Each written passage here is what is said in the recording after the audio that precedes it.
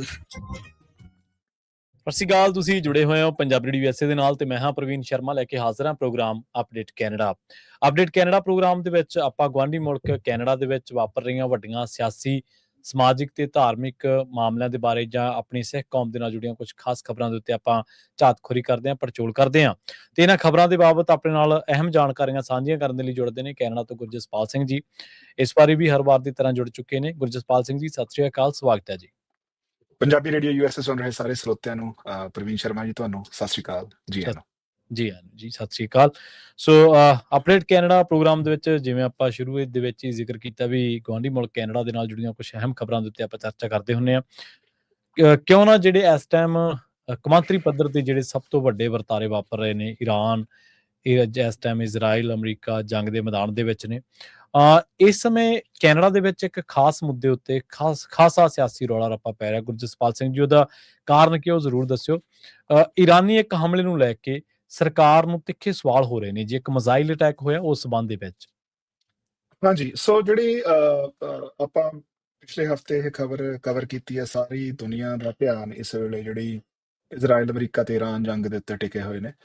ਜੀ ਉਹਦੇ ਵਿੱਚ ਕਿਉਂਕਿ ਸਾਨੂੰ ਪਰਸਨਲੀ ਹੁਣ ਤੇਲ ਮਹਿੰਗਾ ਹੋਣ ਲੱਗ ਗਿਆ, ਸਾਰਿਆਂ ਨੂੰ ਇਫੈਕਟ ਕਰ ਰਿਹਾ।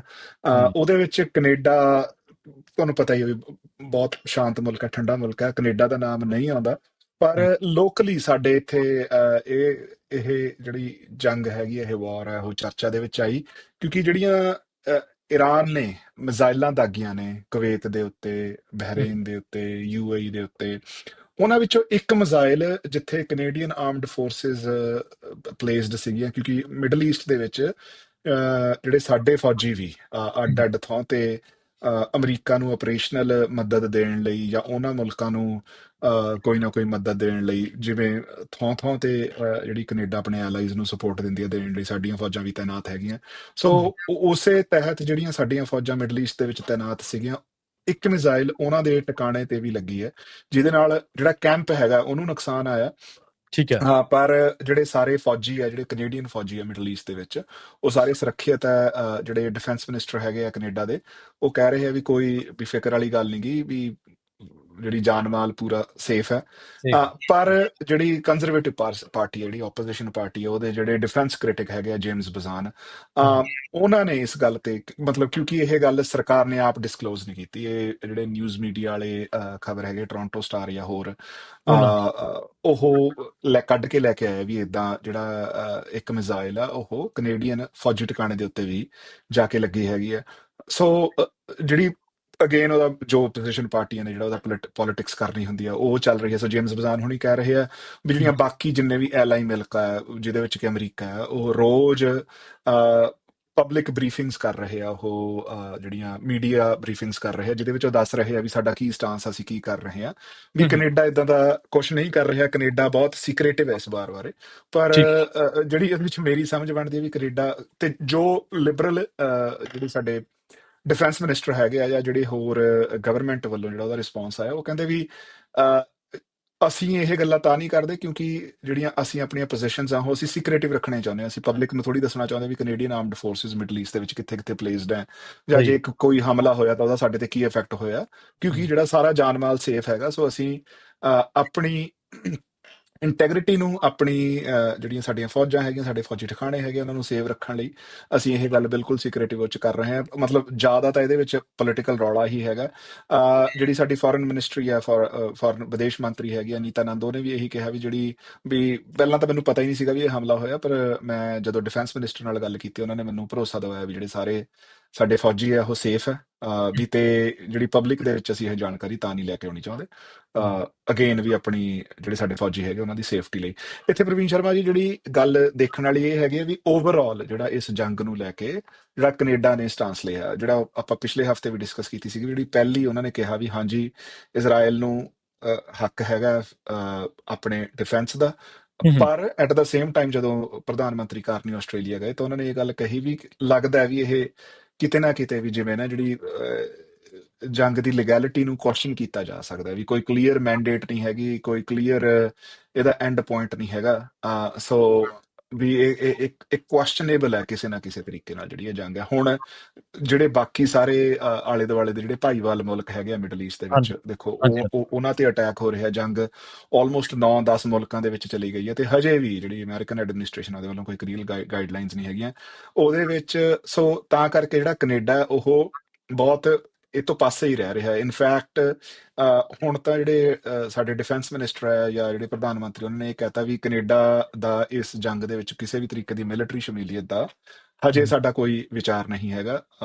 ਜਿਵੇਂ ਆਸਟ੍ਰੇਲੀਆ ਨੇ ਮਦਦ ਭੇਜੀ ਹੈ ਜਾਂ ਯੂਕਰੇਨ ਨੇ ਮਦਦ ਭੇਜੀ ਹੈ ਮਿਡਲ ਈਸਟ ਦੇ ਵਿੱਚ, ਕੈਨੇਡਾ ਇਦਾਂ ਦੀ ਕੋਈ ਵੀ, ਜਿਹੜੇ ਆਲਰੇਡੀ ਭਾਈਵਾਲੀ ਜਿੱਥੇ ਚੱਲ ਰਹੀ ਸੀ, ਜਿੱਥੇ ਜਿਹੜੇ ਇਹਨਾਂ ਦੇ ਜੁਆਇੰਟ ਮਿਸ਼ਨ ਚੱਲ ਰਹੇ ਸੀਗੇ ਉਹ ਚੱਲ ਰਹੇ ਸੀ, ਪਰ ਅਦਰਵਾਈਜ਼ ਇਸ ਜੰਗ ਦੇ ਤਹਿਤ ਕੈਨੇਡਾ ਵੱਲੋਂ ਹਜੇ ਕਿਸੇ ਵੀ ਸ਼ਮੂਲੀਅਤ ਤੋਂ ਟਾਲਾ ਵਟਿਆ ਜਾ ਰਿਹਾ। ਤੇ ਜੇ ਵੈਸੇ ਵੀ ਜਿਹੜਾ ਓਵਰਆਲ ਜੇ ਕੈਨੇਡੀਅਨਸ ਦਾ ਸਾਰੇ ਕਾਸੇ ਨੂੰ ਲੈ ਕੇ ਜੇ ਓਪੀਨੀਅਨ ਵੀ ਦੇਖਣਾ ਹੋਵੇ ਜਾਂ ਜਿਹੜੀ ਇੱਥੇ ਆਪਾਂ ਇਮੋਸ਼ਨ ਪੜ੍ਹਨਾ ਹੋਵੇ, ਲੋਕੀ ਇੱਕ ਤਾਂ ਵੈਸੇ ਅਮਰੀਕਾ ਕਰਕੇ, ਡੋਨਲਡ ਟਰੰਪ ਕਰਕੇ ਵੀ ਉਹ ਅਮਰੀਕਾ ਨੂੰ ਕਦੇ ਤਾਂ ਕਹਿੰਦੇ ਵੀ ਅਸੀਂ ਕੈਨੇਡਾ ਨੂੰ ਅਸੀਂ ਆਪਣਾ 51ਵਾਂ ਸੂਬਾ ਬਣਾ ਲੈਣਾ, ਹੂੰ, ਜਾਂ ਕੈਨੇਡਾ ਦੀ ਉਸ ਤਰੀਕੇ ਨਾਲ ਜਿਹੜੀ ਉਹ ਇੱਜ਼ਤ ਨਹੀਂ ਕਰਦੇ। ਉਹਦੇ ਕਰਕੇ ਫਿਰ ਉਹਨਾਂ ਨੂੰ ਇਹ ਵੀ ਜੋ ਅਮਰੀਕਨ ਫੀਲ ਕਰਦੇ ਆ, ਮੈਜੋਰਿਟੀ ਕੈਨੇਡੀਅਨ ਵੀ ਇਹੀ ਫੀਲ ਕਰਦੇ ਆ ਵੀ ਇਹ ਟਰੰਪ ਹੋਣਾ ਨੇ ਬਿਨਾਂ ਅਮਰੀਕਨ ਪਬਲਿਕ ਸਪੋਰਟ ਤੋਂ, ਬਿਨਾਂ ਕਾਂਗਰਸ ਦੀ ਸਪੋਰਟ ਤੋਂ ਇਹ ਜੰਗ ਸ਼ੁਰੂ ਕੀਤੀ ਹੈ।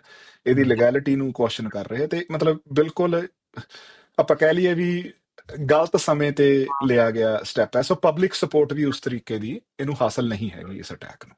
ਯੂਜੂਅਲੀ ਜਦ ਕਿ ਜਿਹੜਾ ਕੈਨੇਡੀਅਨ ਜਿਹੜੇ ਲੋਕੀ ਹੁੰਦੇ ਆ, ਜਿਹੜੀ ਕੈਨੇਡੀਅਨ ਫੌਜ ਹੁੰਦੀ ਹੈ, ਕੈਨੇਡੀਅਨ ਸਰਕਾਰ ਹੁੰਦੀ ਹੈ, ਉਹ ਅਮਰੀਕਾ ਨਾਲ ਮੋਢੇ ਨਾਲ ਮੋਢਾ ਜੋੜ ਕੇ ਖੜਦੇ ਹੁੰਦੇ ਆ, ਪਰ ਇਸ ਵੇਲੇ ਦੇ ਜਿਹੜੇ ਹਾਲਾਤ ਹੈਗੇ ਆ, ਇਦਾਂ ਦੀ ਕੋਈ ਸਪੋਰਟ ਨਹੀਂ ਦਿਸ ਰਹੀ।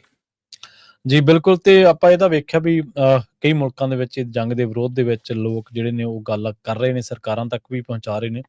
ਸਪੇਨ ਦਾ ਸਟੈਂਡ ਤੁਹਾਡੇ ਸਾਹਮਣੇ ਹੀ ਹੈ। ਸਪੇਨ ਨੇ ਪਹਿਲਾਂ ਫੌਜੀ ਅੱਡੇ ਵਰਤਣ ਤੋਂ ਨਾ ਕੀਤੀ, ਬਾਅਦ ਦੇ ਵਿੱਚ ਆਪਾਂ ਦੇਖਿਆ ਵੀ ਉਹਨਾਂ ਨੇ ਇਜ਼ਰਾਈਲ ਤੋਂ ਆਪਣਾ ਜਿਹੜਾ ਰਾਜਦੂਤ ਆ ਉਹ ਵੀ ਉਹ ਵਾਪਸ ਵਾਪਸ ਬਣਾ ਲਿਆ ਜੀ। ਹਾਂਜੀ, ਅਮਰੀਕਾ ਦੇ ਵਿੱਚ ਵੀ ਜਿਹੜਾ ਸਕੂਲ ਅਟੈਕ ਹੋਇਆ ਸੀ ਉਸ ਮਾਮਲੇ ਨੂੰ ਲੈ ਕੇ ਬਹੁਤ ਸਾਰੇ ਜਿਹੜੇ ਸਿਆਸਤਦਾਨ ਨੇ ਉਹ ਸਰਕਾਰ ਤੋਂ ਵੱਖਰੀ ਸੁਰ ਰੱਖ ਰਹੇ ਨੇ। ਪਰ ਮੇਰੇ ਖਿਆਲ ਦੇ ਨਾਲ ਜਿਹੜਾ ਆਪਾਂ ਕੈਨੇਡਾ ਦੀ ਜਦੋਂ ਆਪਾਂ ਗੱਲ ਕੀਤੀ ਸੀ ਟਿਕਾਣੇ ਦੇ ਬਾਰੇ, ਤਾਂ ਇਹ ਤਾਂ ਚਲੋ ਇਹ ਪਬਲਿਕ ਡੋਮੇਨ ਦੇ ਵਿੱਚ ਕਈ ਚੀਜ਼ਾਂ ਨਹੀਂ ਹੁੰਦੀਆਂ ਕਿ ਕਿੱਥੇ ਫੌਜ ਇਸ ਟਾਈਮ ਐਕਟਿਵ ਆ, ਕਿੱਥੇ ਨਹੀਂ ਐਕਟਿਵ। ਪਰ ਹਾਂ, ਹਾਂਜੀ ਜਿਹੜੀ ਜਾਣਕਾਰੀ ਆ ਉਹ ਜ਼ਰੂਰ ਮੇਰੇ ਖਿਆਲ ਦੇ ਨਾਲ ਲੋਕਾਂ ਨੂੰ ਰਾਈਟ ਹੈ ਕਿ ਚਲੋ ਤੁਸੀਂ ਸੀਕ੍ਰੀਟ ਆਪਰੇਸ਼ਨਸ ਜਾਂ ਹੋਰ ਆਪਰੇਸ਼ਨਸ ਦੇ ਬਾਰੇ ਜਾਣਕਾਰੀ ਨਾ ਦਿਓ, ਪਰ ਇੰਨਾ ਕੁ ਤਾਂ ਜ਼ਰੂਰ ਸਰਕਾਰਾਂ ਕਰ ਸਕਦੀਆਂ ਕਿ ਜੇਕਰ ਕਿਤੇ ਨੁਕਸਾਨ ਹੋਇਆ ਤਾਂ ਉਹ ਜ਼ਰੂਰ ਉਹਨਾਂ ਦੀ ਅਕਾਊਂਟੇਬਿਲਿਟੀ ਬਣਦੀ ਹੈ ਵੀ ਉਹਦੇ ਬਾਰੇ ਜਿਹੜੇ ਦੇਸ਼ ਦੇ ਲੋਕ ਨੇ ਉਹਨਾਂ ਨੂੰ ਦੱਸਿਆ ਜਾਵੇ। ਜੀ, ਪਰ ਕੁਝ ਮੇਜਰ ਨਹੀਂ ਨਾ ਹੈ ਹੂੰ, ਹੁਣ। ਮਤਲਬ ਕਿਸੇ ਨੇ ਵੀ ਇਹ ਗੱਲ ਤਾਂ ਦੱਸੀ ਨਹੀਂ ਕਿ ਵੀ ਉਸ ਜਿਹੜਾ ਉਹ ਹਮਲਾ ਹੋਇਆ ਉਹਦੇ ਨਾਲ ਕਿੰਨਾ ਕੁ ਨੁਕਸਾਨ ਹੋਇਆ। ਹਾਂ, ਜੇ ਮੇਜਰ ਨੁਕਸਾਨ ਹੋਇਆ, ਜੇ ਹੂੰ, ਮੰਨ ਲਓ ਵੀ That's right. ਸਾਡਾ ਕੋਈ ਪਲੇਨ ਨੁਕਸਾਨਿਆ ਗਿਆ ਜਾਂ ਕੁਛ ਹੈ, ਹੂੰ, ਹੂੰ, ਵੀ ਹੂੰ, ਹਾਂ ਕਿਸੇ ਜਗ੍ਹਾ ਤੇ ਜਿੱਥੇ ਯੂਐਸ ਫੋਰਸਿਸ ਤੈਨਾਤ ਨੇ ਉੱਥੇ ਨਾਲ ਕੈਨੇਡੀਅਨ ਫੋਰਸਿਸ ਵੀ ਤੈਨਾਤ ਨੇ, ਤੇ ਜੀ, ਉਹਦਾ ਥੋੜਾ ਬਹੁਤਾ। ਪਰ ਮੈਂ ਤੁਹਾਡੇ ਨਾਲ ਸਹਿਮਤ ਹਾਂ ਵੀ ਹਾਂ, ਵੈਸੇ ਸਰਕਾਰ ਇਹ ਗੱਲ ਦੱਸ ਸਕਦੀ ਸੀਗੀ। ਹੂੰ, ਇਹ ਤਾਂ ਹੁਣ ਸਰਕਾਰ ਨੂੰ ਪਤਾ ਵੀ ਉਹਦੇ ਕੀ ਕਾਰਨ ਨੇ। ਹੂੰ, ਪਰ ਕਈ ਵਾਰੀ ਇਦਾਂ ਹੁੰਦਾ ਵੀ, ਇਦਾਂ ਲੱਗਦਾ ਹੁੰਦਾ ਵੀ ਜਿਹੜੀ ਜਿਹੜੀ ਪੋਲਿਟਿਕਸ ਹੈ, ਜਿਹੜਾ ਪੀਅਰ ਪੋਲੀਏਵ ਹੋਣਾ ਦਾ ਰਾਈਟ ਅਵੇ ਬਾਅਦ ਬਿਆਨ ਆਇਆ ਸੀਗਾ, ਹੂੰ, ਉਹ ਵੀ ਬਿਲਕੁਲ ਜਿੱਦਾਂ ਜਿਹੜਾ ਮਾਰਕ ਕਰਨੀ ਦਾ ਸੀਗਾ, ਹਾਲਾਂਕਿ ਉਹਨਾਂ ਨੇ ਥੋੜਾ ਬੈਲੈਂਸਡ ਦਿੱਤਾ ਸੀਗਾ ਜਿਹੜਾ ਬਿਆਨ ਸੀਗਾ, ਤਾਂ ਵੀ ਉਹਦੀ ਖਿਲਾਫਤ ਹੋਈ ਸੀਗੀ। ਪੀਅਰ ਹੂੰ, ਪੋਲੀਏਵ ਹੋਣਾ ਨੇ ਤਾਂ ਬਿਲਕੁਲ ਬਲੈਂਕ ਚੈੱਕ ਹੀ ਦਿੱਤਾ ਸੀ ਨਾ, ਹੂੰ, ਹੂੰ, ਜਿਹੜਾ ਸਭ ਤੋਂ ਹਮਲੇ ਤੋਂ ਬਾਅਦ ਪਹਿਲਾ ਬਿਆਨ ਆਇਆ ਸੀਗਾ। ਸੋ ਹੂੰ, ਉਹ ਇਸ ਚੀਜ਼ ਦੀ ਕਿਤੇ ਨਾ ਕਿਤੇ ਇਹ ਵੀ ਲੱਗਦਾ ਵੀ ਮਸਲਾ ਜਿੱਥੇ ਨਾ ਹੋਣਾ ਉੱਥੇ ਉਹਨੂੰ ਮਸਲਾ ਬਣਾਇਆ ਜਾਣਾ। ਤੇ ਹੂੰ। ਵੀ ਕਈ ਵਾਰੀ ਇਦਾਂ ਵੀ ਲੱਗਦਾ ਹੁੰਦਾ ਵੀ ਹਾਂ, ਬਿਨਾਂ ਮਤਲਬ ਤੋਂ ਉਸ ਜੰਗ ਦੀ ਸਪੋਰਟ ਇਕੱਠੀ ਕੀਤੀ ਜਾਣ ਦੀ ਕੋਸ਼ਿਸ਼ ਕਰ ਰਹੀ ਹੈ। ਜੀ, ਜੀ। ਤੇ ਅਗਲੀ ਗੱਲ ਕਰੀਏ ਆਪਾਂ ਪੁਲਿਸ ਨੂੰ ਜਿਹੜੀ ਆਨਲਾਈਨ ਸਰਵੇਲੈਂਸ ਦੇਣ ਵਾਲਾ ਜਿਹੜਾ ਨਵਾਂ ਬਿੱਲ ਪੇਸ਼ ਹੋਇਆ, ਆਪਾਂ ਨੂੰ ਪਤਾ ਹੀ ਹੈ ਆਨਲਾਈਨ ਜਿਹੜੀ ਸਰਵੇਲੈਂਸ ਆ ਉਹ ਇੱਕ ਬਹਿਸ ਦਾ ਵਿਸ਼ਾ, ਉਹਦਾ ਦਾਇਰਾ ਕਿੱਡਾ ਕੁ ਹੋਣਾ ਚਾਹੀਦਾ ਹੈ, ਉਹ ਕਿੱਥੋਂ ਤੱਕ ਹੋਣੀ ਚਾਹੀਦੀ ਹੈ, ਇਹਦੇ ਬਾਰੇ ਆਪਾਂ ਦੇਖਿਆ ਕਿ ਬਹੁਤ ਸਾਰੇ ਮੁਲਕਾਂ ਦੇ ਵਿੱਚ ਬਹੁਤ ਸਾਰੇ ਲੋਕ ਜਿਹੜੇ ਨੇ ਉਹ ਇਸ ਨੂੰ ਰਾਈਟਸ ਦੇ ਨਾਲ ਵੀ ਜੋੜਦੇ ਨੇ, ਪ੍ਰਾਈਵੇਸੀ ਦੇ ਨਾਲ ਵੀ ਜੋੜਦੇ ਨੇ ਕਿ ਬਈ ਰਾਈਟ ਹੈ ਇਹ ਤਾਂ ਸਾਡਾ ਫਸਟ ਅਮੈਂਡਮੈਂਟ ਰਾਈਟ ਹੈ, ਇਹ ਤਾਂ ਸਾਡਾ ਜੀ ਜੀ ਜੀ। ਸੈਕੰਡ ਰਾਈਟ ਹੈ। ਸੋ ਇਹ ਜਿਹੜਾ ਨਵਾਂ ਬਿੱਲ ਆ ਇੰਟਰੋਡਿਊਸ ਹੋਇਆ, ਬਿੱਲ ਦਾ ਮੰਤਵ ਕੀ ਹੈ? ਕਿਉਂਕਿ ਕੋਈ ਵੀ ਐਕਟ, ਕੋਈ ਵੀ ਬਿੱਲ ਆਪਾਂ ਦੇਖਦੇ ਹਾਂ, ਉਹਦੀ ਕੋਈ ਨਾ ਕੋਈ ਭਾਵਨਾ ਹੁੰਦੀ ਹੈ, ਕੋਈ ਨਾ ਕੋਈ ਸੈਂਟਰਲ ਜੀ ਆਈਡੀਆ ਆਧਾਰਿਤ ਹੁੰਦਾ। ਜੀ। ਕੀ ਕਹਿੰਦਾ ਇਹ ਬਿੱਲ, ਤੇ ਲੋਕਾਂ ਦੇ ਵਿੱਚ ਕੀ ਚਰਚਾ ਕਿ ਇਹਨੂੰ ਹੋ ਜਾਣਾ ਚਾਹੀਦਾ, ਇੰਟਰੋਡਿਊਸ ਤਾਂ ਹੋ ਗਿਆ, ਲਾਗੂ ਹੋ ਜਾਣਾ ਚਾਹੀਦਾ ਜਾਂ ਐਕਟ ਬਣਨਾ ਚਾਹੀਦਾ, ਕਾਨੂੰਨ ਬਣਨਾ ਚਾਹੀਦਾ, ਨਹੀਂ ਬਣਨਾ ਚਾਹੀਦਾ?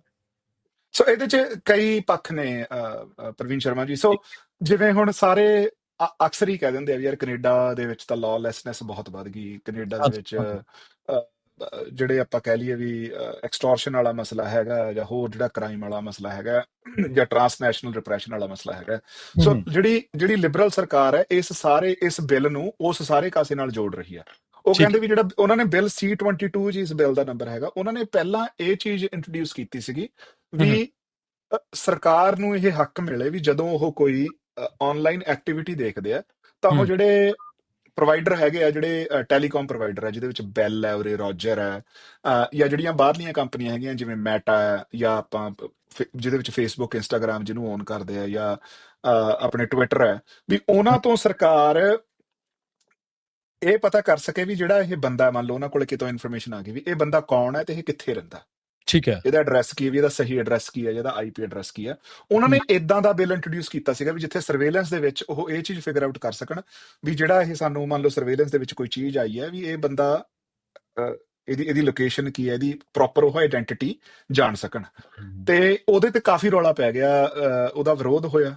ਵਿਰੋਧ ਹੋਣ ਕਰਕੇ ਜਿਹੜਾ ਉਹ ਬਿੱਲ ਹੈ ਇਹਨਾਂ ਨੂੰ ਚੇਂਜ ਕਰਨਾ ਪਿਆ। ਹੁਣ ਜਿਹੜਾ ਚੇਂਜ ਕਰਕੇ ਅੱਜ ਨਵਾਂ ਬਿੱਲ ਇੰਟਰੋਡਿਊਸ ਕੀਤਾ ਗੈਰੀ ਆਨੰਦ ਸੰਗਰੀ, ਸੋ ਜਿਹੜੇ ਸਾਡੇ ਪਬਲਿਕ ਸੇਫਟੀ ਮਿਨਿਸਟਰ ਹੈਗੇ ਆ, ਉਹਨਾਂ ਨੇ ਇਹ ਸਿਰਫ ਮਤਲਬ ਵੈਸੇ ਤਾਂ ਹਾਸੇ ਵਾਲੀ ਗੱਲ ਹੈ, ਜਿਵੇਂ ਤੁਸੀਂ ਹੁਣ ਅਮਰੀਕਾ ਜਾਂ ਆਪਾਂ ਜਿਹੜੀ ਹੋਰ ਜਿਹੜੀਆਂ ਸਰਵੇਲੈਂਸ ਸਟੇਟਸ ਆ, ਸਪੈਸ਼ਲੀ ਜੇ ਆਪਾਂ ਇੰਡੀਆ ਦੀ ਗੱਲ ਕਰਨੀ ਹੋਵੇ, ਇਹ ਜਿਹੜੀ ਲੈਜਿਸਲੇਸ਼ਨ ਹੈਗੀ ਹੈ, ਇਹ ਸਿਰਫ ਸਰਕਾਰ, ਜਿਹੜੇ ਟੈਲੀਕਾਮ ਆਪਰੇਟਰ ਹੈ, ਉਹਨਾਂ ਨੂੰ ਇਹ ਪੁੱਛ ਸਕਦੇ ਆ ਵੀ ਯਾਰ ਸਾਡਾ ਨਾ, ਸਾਨੂੰ ਲੱਗਦਾ ਵੀ ਇੱਕ ਬੰਦਾ ਹੈ, ਇਹ ਆਨਲਾਈਨ ਕੁਝ ਗਲਤ ਕੰਮ ਕਰ ਰਿਹਾ ਹੈ, ਕੀ ਇਹ ਤੁਹਾਡਾ ਯੂਜ਼ਰ ਹੈਗਾ ਜਾਂ ਨਹੀਂ ਹੈਗਾ, ਬਸ। ਠੀਕ ਹੈ।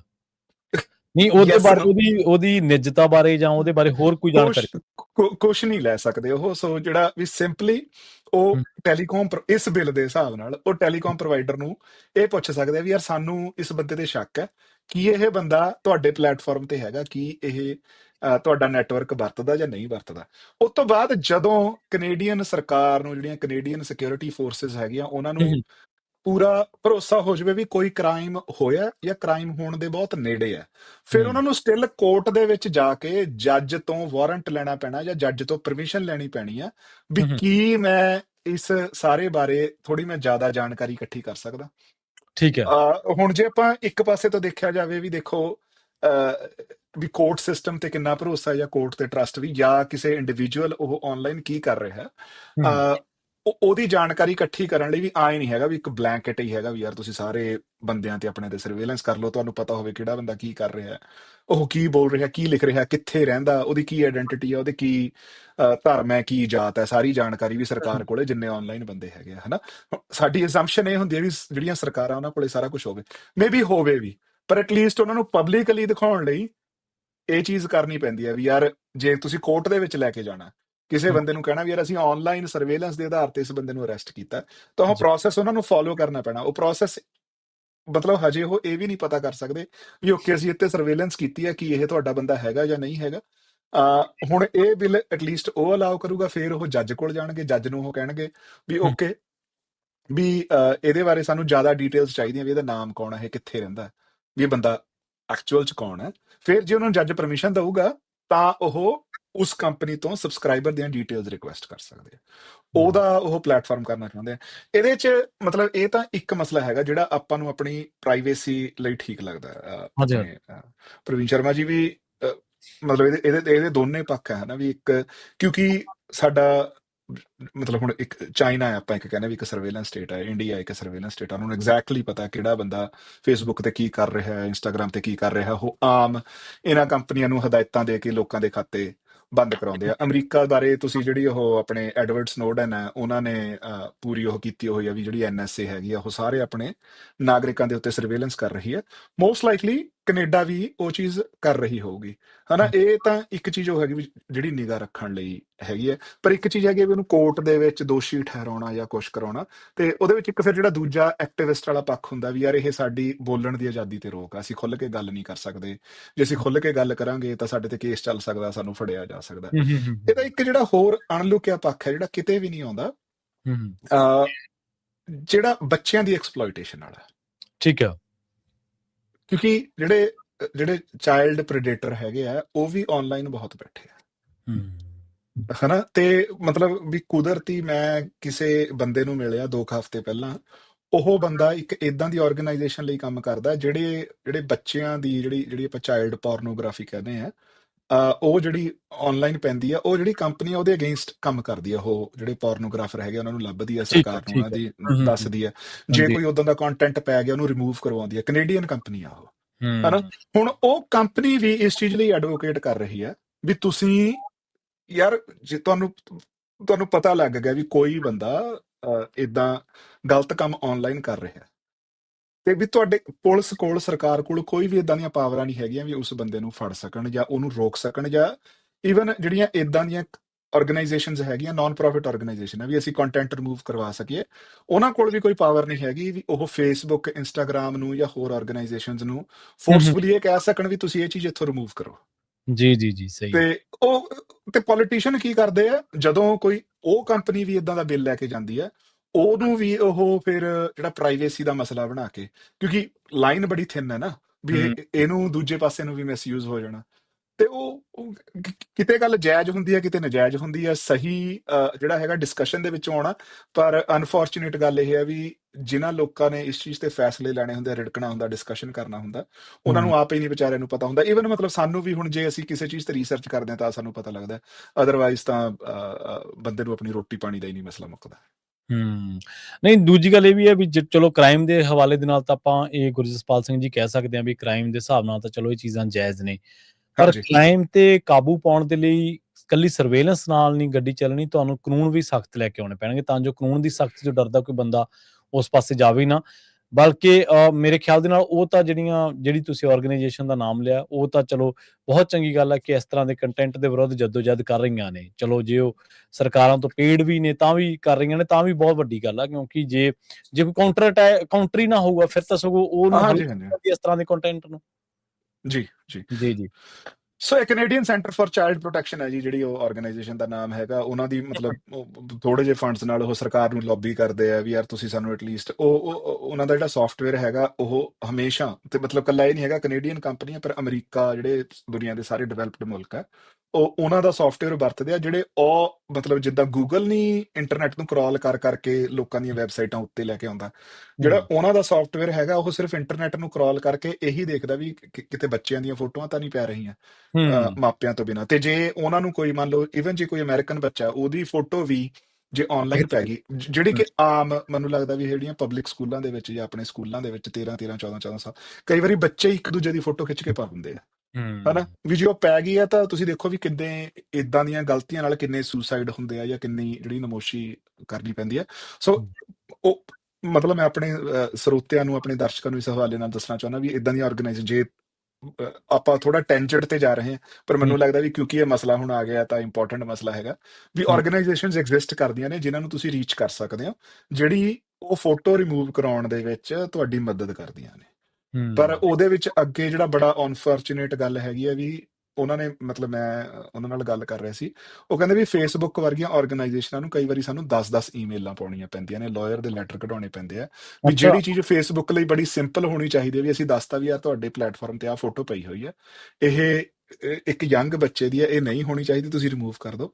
ਉਹ ਕਹਿੰਦੇ ਸਾਨੂੰ ਜਵਾਬ ਇਹ ਨਹੀਂ ਦਿੰਦੇ, ਕਈ ਵਾਰੀ ਅਸੀਂ 10-10 ਚਿੱਠੀਆਂ ਪਾਉਂਦੇ ਆ, ਫਿਰ ਅਸੀਂ ਲਾਇਰ ਦੀ ਚਿੱਠੀ ਕਢਾਉਂਦੇ ਆ, ਫਿਰ ਜਾ ਕੇ ਫੇਸਬੁੱਕ ਐਕਸ਼ਨ ਲੈਂਦਾ। ਤੇ ਇਹ ਆਲਮੋਸਟ ਰੋਜ਼ ਦੇ 10-10 20-20 ਇਦਾਂ ਦੇ ਹੁੰਦੇ ਆ। ਮਾਮਲੇ ਆਉਂਦੇ ਨੇ, ਸਹੀ ਗੱਲ ਆ। ਤੇ ਗੁਰਜਸਪਾਲ ਸਿੰਘ ਜੀ, ਆਪਾਂ ਇੱਥੇ ਇੱਕ ਬ੍ਰੇਕ ਦੇ ਲਈ ਰੁਕਦੇ ਹਾਂ ਜੀ। ਬ੍ਰੇਕ ਤੋਂ ਪਾਰ ਜਿਹੜੀਆਂ ਖਬਰਾਂ ਨੇ ਉਹਨਾਂ ਦੇ ਉੱਤੇ ਚਰਚਾ ਕਰਾਂਗੇ। ਸਰੋਤਿਓ ਤੁਸੀਂ ਵੀ ਇਸੇ ਤਰ੍ਹਾਂ ਜੁੜੇ ਰਹੋ ਪੰਜਾਬ ਰੇਡੀਓ ਐਸਏ ਦੇ ਨਾਲ। ਆਪਾਂ ਜਲਦ ਵਾਪਸੀ ਕਰਾਂਗੇ ਇੱਕ ਸ਼ਾਰਟ ਬ੍ਰੇਕ ਤੋਂ ਬਾਅਦ, ਤੇ ਬ੍ਰੇਕ ਤੋਂ ਬਾਅਦ ਜਿਹੜੇ ਮੁੱਦੇ ਨੇ ਉਹਨਾਂ ਦੇ ਉੱਤੇ ਆਪਾਂ ਗੱਲਬਾਤ ਕਰਾਂਗੇ।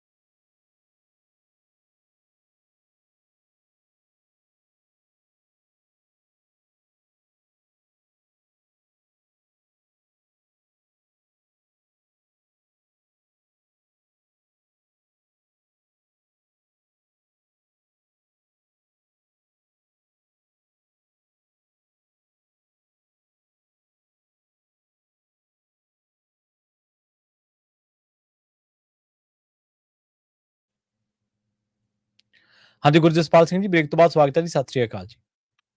ਧੰਨਵਾਦ ਪ੍ਰਵੀਨ ਜੀ, ਸਤਿ ਸ਼੍ਰੀ ਅਕਾਲ ਜੀ ਸਾਰਿਆਂ ਨੂੰ। ਜੀ, ਤੇ ਸਰੋਤੋ, ਜਿਨ੍ਹਾਂ ਖਬਰਾਂ ਦੇ ਉੱਤੇ ਆਪਾਂ ਚਰਚਾ ਕਰ ਰਹੇ ਹਾਂ, ਜੇਕਰ ਇਹਨਾਂ ਖਬਰਾਂ ਦੇ ਬਾਬਤ ਤੁਹਾਡਾ ਕੋਈ ਸਵਾਲ ਹੈ, ਤੁਸੀਂ ਵੀ ਕਾਲ ਕਰ ਸਕਦੇ ਹੋ 468-272-2500 ਦੇ ਉੱਤੇ। ਤੇ ਗੁਰਜਸਪਾਲ ਸਿੰਘ ਜੀ ਆਪਣੇ ਨਾਲ ਕੁਝ ਕਾਲਰ ਜੁੜੇ ਹੋਏ ਨੇ, ਆਪਾਂ ਉਹਨਾਂ ਦੇ ਨਾਲ ਵੀ ਗੱਲਬਾਤ ਕਰਦੇ ਹਾਂ ਜੀ। ਆਪਣੇ ਨਾਲ ਜੁੜੇ ਹੋਏ ਨੇ ਜਸਬੀਰ ਕੌਰ ਜੀ। ਜਸਬੀਰ ਕੌਰ ਜੀ, ਸਤਿ ਸ਼੍ਰੀ ਅਕਾਲ, ਤੁਸੀਂ ਆਉਣੇ ਹੋ ਜੀ। ਸਤਿ ਸ਼੍ਰੀ ਅਕਾਲ ਵੀਰ ਜੀ, ਦੋਨੋਂ ਭਰਾਵਾਂ ਨੂੰ ਸਤਿ ਸ਼੍ਰੀ ਅਕਾਲ। ਸਤਿ ਸ਼੍ਰੀ ਅਕਾਲ ਜੀ। ਸਤਿ ਸ਼੍ਰੀ ਅਕਾਲ ਜੀ। ਹਾਂਜੀ, ਮੈਂ ਇੱਕ ਸਵਾਲ, ਪਤਾ ਨਹੀਂ ਵੀ ਰਿਲੇਟਡ ਇਹਦਾ ਹੈ ਕਿ ਨਹੀਂ। ਮੇਰਾ ਬ੍ਰਦਰ ਮੇਪਲ ਰਿਚ ਰਹਿੰਦਾ ਸੀ, ਹਨਾ, 2 ਸਾਲ ਹੋ ਗਏ। ਕਿੱਥੇ ਰਹਿੰਦਾ ਸੀ? Maple Ridge. ਮੇਪਲ ਰਿਚ, ਅੱਛਾ, ਠੀਕ ਹੈ ਜੀ। ਮੇਪਲ ਰਿਚ ਤੇ ਆਈ ਥਿੰਕ ਵੀਰ ਜੀ ਉਹਨਾਂ ਨੇ ਸੁਣੀ ਵੀ ਹੋਣੀ ਹੈ ਖਬਰ ਵੀ, ਜੈਕ ਸੁਰਿੰਦਰ ਸਿੰਘ, ਉਹਨਾਂ ਦੀ ਡੈਡ ਬੋਡੀ ਸਕੂਲ ਦੇ ਕੰਪਾਊਂਡ ਵਿੱਚ ਲੱਭੀ ਸੀ ਜੀ।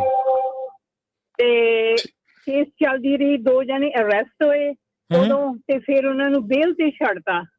ਠੀਕ ਹੈ ਜੀ। Male and female. ਤੇ ਬਾਅਦ ਵਿੱਚ ਫਿਰ ਹੁਣ ਕੇਸ ਫਿਰ ਉਹਨਾਂ ਨੇ ਚੱਲੀ ਸੀ। ਅਸੀਂ ਗਏ ਸੀ ਜੂਨ ਵਿੱਚ, ਉਹ ਕਹਿੰਦੇ ਫਾਈਨਲ ਅਸੀਂ ਅਕਤੂਬਰ ਵਿੱਚ ਕਰਾਂਗੇ। ਫਿਰ ਅਕਤੂਬਰ ਦੇ ਵਿੱਚ ਅਸੀਂ ਸਿਰਫ ਵੀਡੀਓ ਕਾਲ ਕਰਕੇ ਗਏ, ਵੀ ਜਾਣਾ ਬਹੁਤ ਔਖਾ ਸੀਗਾ। ਤੇ ਫਿਰ ਜਦੋਂ ਅਸੀਂ ਗਏ, ਉਹਨਾਂ ਨੇ ਕਿਹਾ ਵੀ 5 ਸਾਲ ਦੀ ਟੋਟਲ ਸਜ਼ਾ ਦੋਨਾਂ ਨੂੰ ਹੋਊਗੀ। ਠੀਕ ਹੈ ਜੀ। ਕਹਿੰਦੇ ਵੱਧ ਨਹੀਂ ਹੋ ਸਕਦੀ।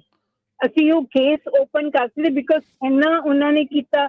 ਦੇਖੋ, ਉਹਨਾਂ ਦੀ ਹਿਸਟਰੀ ਵਿੱਚ ਮੇਰੇ ਬ੍ਰਦਰ ਨੇ ਕਦੇ ਡਰੱਗ ਨਹੀਂ ਸੀ ਲਿਆ, ਤੇ ਉਹਨਾਂ ਦੇ ਉਹਦੇ ਬੋਡੀ ਵਿੱਚ ਇੰਨੀ ਫੈਂਟਨਲ ਇੰਪਲਾਂਟ ਕੀਤੀ ਗਈ ਸੀਗੀ ਕਿ ਤੁਸੀਂ ਉਹ ਇਮੀਡੀਏਟ ਡੈਥ ਹੋ ਸਕਦੀ ਆ। ਉਹਨਾਂ ਨੇ ਕੁੱਟਿਆ, ਉਹਨੂੰ ਮਾਰਿਆ, ਤੇ ਸਕੂਲ ਦੇ ਵਿੱਚ ਅਜੇ ਲਾਈਵ ਸੀ ਜਦੋਂ ਦੂਜੇ ਦਿਨ ਕਿਸੇ ਨੇ ਜੋਗਿੰਗ ਕਰਨ ਲੱਗੇ ਨੇ ਲੱਭਿਆ ਉਹਦੀ ਬੋਡੀ। ਜੀ। 55 ਇਅਰਸ ਓਲਡ ਸੀ। ਤੇ ਇਹ ਕੇਸ ਦੁਆਰੇ ਅਸੀਂ ਓਪਨ ਕਰ ਸਕਦੇ ਹਾਂ ਕਿ ਨਹੀਂ? ਜੀ ਜੀ। ਹਾਂਜੀ, ਉਹ ਕੇਸ ਬਾਰੇ ਪੁੱਛ ਰਿਹਾ ਗੁਰਜਸਪਾਲ ਸਿੰਘ ਜੀ। ਮੇਪਲ ਰਿਜ ਦਾ ਮਾਮਲਾ ਹੈ, ਬੰਦੇ ਨੂੰ, ਪੰਜਾਬੀ ਬੰਦੇ ਨੂੰ 55 ਸਾਲ ਦੇ ਨੂੰ ਮਰਡਰ ਕਰਤਾ ਸੀ। 5 ਹਾਂਜੀ ਸਾਲ। ਹਾਂਜੀ ਹਾਂਜੀ ਹਾਂਜੀ ਪ੍ਰਵੀਨ ਜੀ, ਅਨਫੋਰਚੂਨੇਟਲੀ ਮੈਂ ਲਾਇਰ ਤਾਂ ਹੈ ਨਹੀਂਗਾ, ਸੋ ਮੈਂ ਲਾਅ ਐਡਵਾਈਸ ਤਾਂ ਨਹੀਂ ਪ੍ਰੋਵਾਈਡ ਕਰ ਸਕਦਾ। ਪਰ ਮੈਂ ਬੜੀ ਅਨਫੋਰਚੂਨੇਟ ਗੱਲ ਹੈ, ਦੇਖੋ, ਜਿਹੜੀ ਕੈਚ ਐਂਡ ਰਿਲੀਜ਼ ਦੀ ਸਮੱਸਿਆ ਹੈਗੀ ਹੈ ਇਹ ਕੈਨੇਡਾ ਦੇ ਵਿੱਚ ਨਾ, ਬੜੀ ਗੰਭੀਰ ਸਮੱਸਿਆ ਆ। ਲਿਬਰਲ ਗਵਰਨਮੈਂਟ, ਪੁਰਾਣੀ ਲਿਬਰਲ ਗਵਰਨਮੈਂਟ ਹੀ ਇਹ ਬਿੱਲ ਲੈ ਕੇ ਆਈ ਸੀ। ਹੁਣ ਜਿਹੜੀ ਪ੍ਰੈਜ਼ੈਂਟ ਗਵਰਨਮੈਂਟ ਹੈਗੀ ਹੈ, ਕਾਰਨੀ ਗਵਰਨਮੈਂਟ, ਉਹਨਾਂ ਨੇ ਨਵਾਂ ਬਿੱਲ ਲੈ ਕੇ ਆਂਦਾ ਹੈਗਾ ਵੀ ਇਹਦੇ ਵਿੱਚ ਥੋੜੀ ਸਖਤੀ ਕੀਤੀ ਜਾ ਸਕੇ, ਵੀ ਜਿਹੜੇ ਇੰਨੇ ਸੌਖੇ, ਇਹਨੂੰ ਕੈਚ ਐਂਡ ਰਿਲੀਜ਼ ਕਹਿੰਦੇ ਆ। 2025 ਦੇ ਵਿੱਚ ਜਿਹੜੇ ਕੰਜ਼ਰਵੇਟਿਵ ਵੀ ਇੱਕ ਬਿੱਲ ਲੈ ਕੇ ਆਏ ਸੀਗੇ, ਸਟੈਂਡ ਯੋਰ ਗਰਾਊਂਡ। ਉਹਦਾ ਵੀ ਮਕਸਦ ਇਹੀ ਸੀਗਾ ਵੀ ਜਿਹੜੀਆਂ ਸੈਲਫ ਡਿਫੈਂਸ ਜਾਂ ਬੇਸਿਕਲੀ ਜਿਹੜੇ ਕ੍ਰਿਮੀਨਲਸ ਦੇ ਨਾਲ ਨਰਮਾਈ ਹੈਗੀ ਹੈ ਕੈਨੇਡੀਅਨ ਲਾਅ ਦੇ ਅੰਦਰ, ਉਹਨੂੰ ਘੱਟ ਕੀਤਾ ਜਾ ਸਕੇ। ਮੈਨੂੰ ਕੇਸ ਦੇ ਸਪੈਸੀਫਿਕਸ ਨਹੀਂ ਪਤਾ, ਤੇ ਦੂਜੀ ਗੱਲ ਫੇਰ ਵੀ ਭੈਣ ਜੀ, ਧੰਨਵਾਦ ਤੁਸੀਂ ਫੋਨ ਕੀਤਾ, ਪਰ ਅਨਫੋਰਚੂਨੇਟਲੀ ਵੀ ਮੈਂ ਲਾਇਰ ਨਹੀਂ ਹੈਗਾ।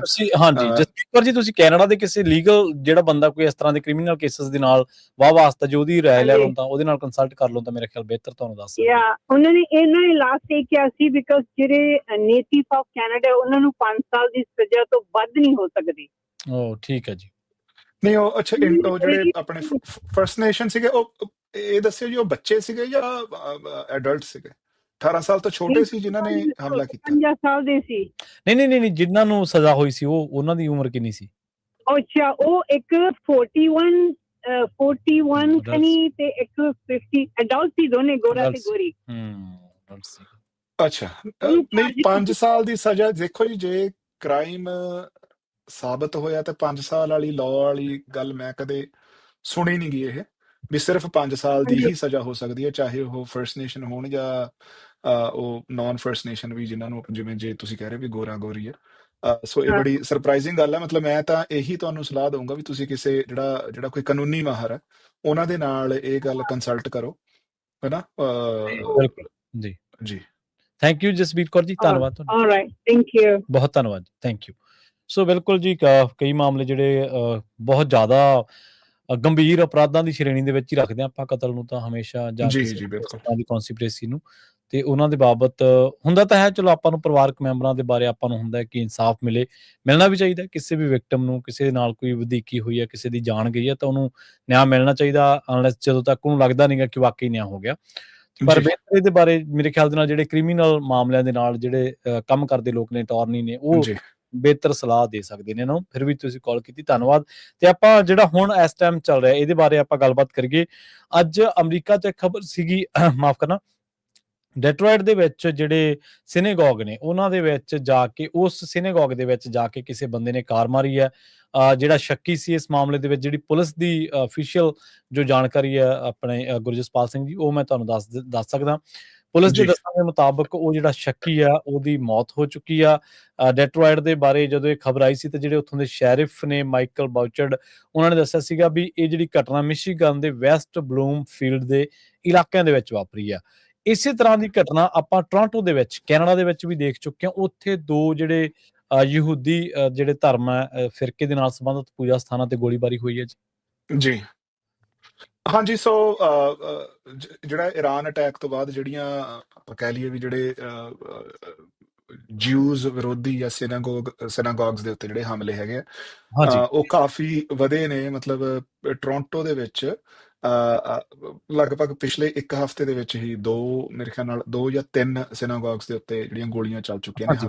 ਸੋ 3 ਦੇ ਉੱਤੇ ਜਿਹੜੀਆਂ ਗ੍ਰੇਟਰ ਟੋਰਾਂਟੋ ਏਰੀਆ ਦੇ ਵਿੱਚ ਗੋਲੀਆਂ ਚੱਲ ਚੁੱਕੀਆਂ ਨੇ। ਜਿਹੜੀ ਯਹੂਦੀ ਕਮਿਊਨਿਟੀ ਹੈਗੀ ਆ ਉਹ ਕਾਫੀ ਇਸ ਗੱਲ ਕਰਕੇ ਫੀਅਰ ਦੇ ਵਿੱਚ ਹੈ। ਉਹ ਸਰਕਾਰ ਨੂੰ ਕਹਿ ਰਹੇ ਆ ਵੀ ਇਹਦੇ ਤੇ ਛੇਤੀ ਐਕਸ਼ਨ ਲਿਆ ਜਾਵੇ। ਮੈਨੂੰ ਲੱਗਦਾ ਵੀ ਸਰਕਾਰ ਵੀ ਕਾਫੀ ਜ਼ਿਆਦਾ ਹਰਕਤ ਦੇ ਵਿੱਚ ਆ ਗਈ ਹੋਵੇਗੀ। ਪਰ ਜਦੋਂ ਆਪਾਂ ਜਿਵੇਂ ਪਹਿਲਾਂ ਗੱਲ ਕੀਤੀ ਹੈ ਵੀ ਜਦੋਂ ਨਾ ਇਦਾਂ ਦੀ ਜਿਹੜੀ ਡਿਸਸੈਟਿਸਫੈਕਸ਼ਨ ਹੁੰਦੀ ਹੈ ਕਿਸੇ ਵੀ ਚੀਜ਼ ਨਾਲ, ਉਹਨੂੰ ਜਿਹੜਾ ਇੱਕ ਹਿਊਮਨ ਮਾਈਂਡ ਹੈ ਉਹ ਇਦਾਂ ਪਰਸੀਵ ਕਰ ਲੈਂਦਾ ਵੀ ਯਾਰ ਇਹ ਪਾਰਟਿਕੂਲਰ ਕਮਿਊਨਿਟੀ, ਚਾਹੇ ਜਿਹੜੇ ਕੈਨੇਡਾ ਦੇ ਯਹੂਦੀ ਹੈਗੇ ਉਹਨਾਂ ਦਾ ਇਸ ਜੰਗ ਨਾਲ ਕੋਈ ਲੈਣਾ ਦੇਣਾ ਵੀ ਨਾ ਹੋਵੇ। ਜੀ ਜੀ।